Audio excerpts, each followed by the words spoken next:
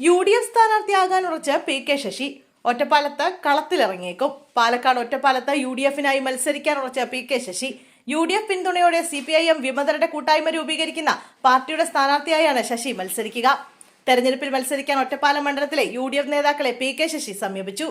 UDF നേതാക്കളുമായി നടത്തിയ ചർച്ചയ്ക്ക് പിന്നാലെയാണ് തെരഞ്ഞെടുപ്പിൽ സഹായം തേടി ശശി കോൺഗ്രസ് മുസ്ലിം നേതാക്കളെ സമീപിച്ചത്. CPIയുമായി അകന്നു നിൽക്കുന്നതിനിടെയാണ് PK ശശി KTDC ചെയർമാൻ സ്ഥാനം രാജിവെച്ചത്. വ്യക്തിപരമായ കാരണങ്ങൾ കൊണ്ടാണ് സ്ഥാനം രാജിവെക്കുന്നതെന്ന് PK ശശി പറഞ്ഞു. രാജിക്കത്ത് കൈമാറിയെങ്കിലും CPMകാരനായി തുടരുമെന്നായിരുന്നു PK ശശി നേരത്തെ പ്രതികരിച്ചിരുന്നത്. അതിനിടെ PK ശശി UDF നേതാക്കളെ കണ്ടു എന്നുള്ള വിവരവും പുറത്തുവന്നു. പ്രതിപക്ഷ നേതാവ് VD സതീശൻ, മുസ്ലിം ലീഗ് നേതാവ് PK കുഞ്ഞാലിക്കുട്ടി എന്നിവരെയാണ് കണ്ടത്. ഇതോടെ PK ശശി കോൺഗ്രസിലേക്കെന്ന അഭ്യൂഹം ശക്തമായിരുന്നു. അതേസമയം സോമനസാല എടുത്ത തീരുമാനത്തിന്റെ ഭാഗമായാണ് രാജിയെന്നായിരുന്നു PK ശശി KTDC ചെയർമാൻ സ്ഥാനം രാജിവെച്ചുള്ള കത്തിൽ പരാമർശിച്ചത്. 5 വർഷക്കാലത്തെ KTDCയിലുള്ള തന്റെ അനുഭവങ്ങൾ ഒരിക്കലും വിസ്മരിക്കാൻ സാധിക്കില്ല.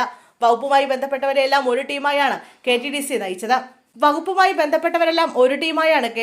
നയിച്ചത്. അതിന്റെ ഗുണമാണ് തുടർച്ചയായി 2 വർഷങ്ങളിൽ KTDC നേടിയ ലാഭം. ആ ചാരിതാർത്ഥത്തോടെയാണ് ചെയർമാൻ സ്ഥാനത്തു നിന്നും പടിയിറങ്ങുന്നതെന്നും PK ശശി പ്രതികരിച്ചിരുന്നു.